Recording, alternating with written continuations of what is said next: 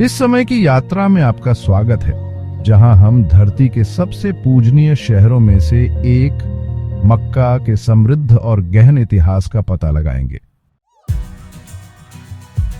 अरब प्रायद्वीप के बीचों बीच बसा मक्का सिर्फ एक शहर से बढ़कर है। यह आस्था, आध्यात्मिकता और दृढ़ता का प्रतीक है। एक सहस्राब्दी से भी अधिक समय से यह इस्लाम के आध्यात्मिक केंद्र के रूप में खड़ा है, जो हर साल लाखों तीर्थयात्रियों को आकर्षित करता है। लेकिन मक्का की कहानी इस्लाम से शुरू नहीं होती। ये प्राचीन इतिहास की धुंध में वापस पहुंचती है। 6ठी शताब्दी ईसा में पैगंबर मोहम्मद के जन्म से बहुत पहले मक्का व्यापार और संस्कृति का एक प्रमुख केंद्र था।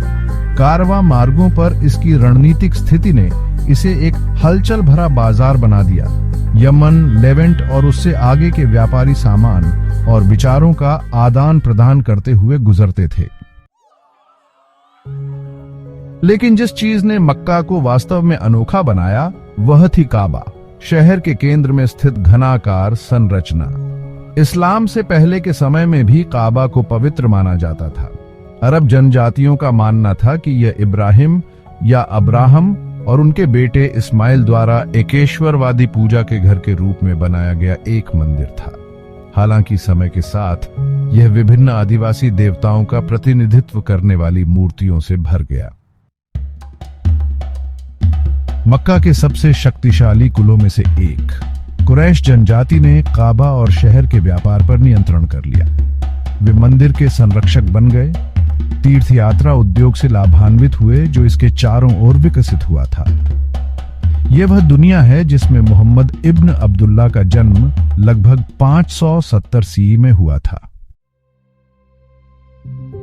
एक युवा के रूप में मोहम्मद अपनी ईमानदारी और चिंतनशील स्वभाव के लिए जाने जाते थे। 40 साल की उम्र में उन्हें फरिश्ता जिब्राइल के माध्यम से भगवान से रहस्योद्घाटन प्राप्त होने लगे। ये रहस्योद्घाटन कुरान, इस्लाम की पवित्र पुस्तक का निर्माण करेंगे। मोहम्मद ने तौहीद, ईश्वर की एकता का संदेश दिया और काबा से मूर्तियों को हटाने का आह्वान किया। यह संदेश हालांकि आध्यात्मिक प्रकृति का था, कुरैश की राजनीतिक और आर्थिक शक्ति को चुनौती देता था। नतीजतन मोहम्मद और उनके अनुयायियों को मक्का में कठोर उत्पीड़न का सामना करना पड़ा। 622 ईसा में वे यथरिब शहर में चले गए, जिसे बाद में मदीना के नाम से जाना गया। हिजरत नामक यह घटना इस्लामी कैलेंडर की शुरुआत का प्रतीक है। 8 साल बाद कई संघर्षों और संधियों के बाद मोहम्मद मक्का लौट आए। उन्होंने शांतिपूर्वक प्रवेश किया और काबा को उसकी मूर्तियों से मुक्त किया, इसे एकेश्वरवादी पूजा के केंद्र के रूप में फिर से स्थापित किया। उसी क्षण से मक्का इस्लाम का सबसे पवित्र शहर बन गया। हर साल लाखों मुसलमान हज करते हैं। मक्का की तीर्थ यात्रा, जो इस्लाम के 5 स्तंभों में से एक है, हज की रस्में, काबा की परिक्रमा करना, सफा और मारवा की पहाड़ियों के बीच चलना, अराफात में खड़े होना, गहराई से प्रतीकात्मक हैं, जो इब्राहिम, हाजरा और स्वयं मोहम्मद के जीवन की घटनाओं को फिर से लागू करती है। सदियों से मक्का धार्मिक महत्व में बढ़ता गया। विभिन्न खलीफाओं और राजवंशों ने शहर के विकास में योगदान दिया।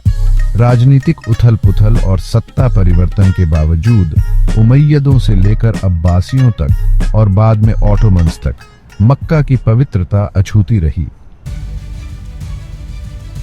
20वीं सदी की शुरुआत में ऑटोमन साम्राज्य के पतन के साथ यह शहर राजा अब्दुल अजीज इब्न सूद के शासन में नवस्थापित सऊदी अरब साम्राज्य का हिस्सा बन गया। तब से मक्का में बहुत बड़ा परिवर्तन आया है। बड़ी विकास परियोजनाओं ने तीर्थयात्रियों की बढ़ती संख्या को समायोजित करने के लिए ग्रैंड मस्जिद अल हरम की क्षमता का विस्तार किया है। क्षितिज में अब ऊंचे होटल और ऊंचे परिसर हैं।